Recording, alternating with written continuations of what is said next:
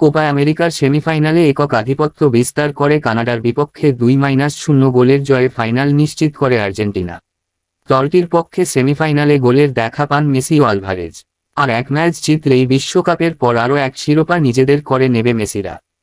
ম্যাচের 23 মিনিটে এসে কাঙ্ক্ষিত লিড পায় আর্জেন্টিনা।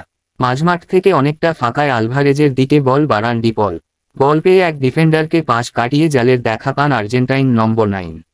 বিরতির পর 51 মিনিটে দলকে 2-0 গোলে এগিয়ে নেন মেসি। কানাডার বিপক্ষে গোল করার মধ্য দিয়ে নিজেকে অনন্য উচ্চতায় নিয়েছেন মেসি। তিনি ছাড়িয়ে গেলেন আলী দায়ীকে। আন্তর্জাতিক ফুটবলে তার চেয়ে বেশি গোল কেবল রোনালদোর।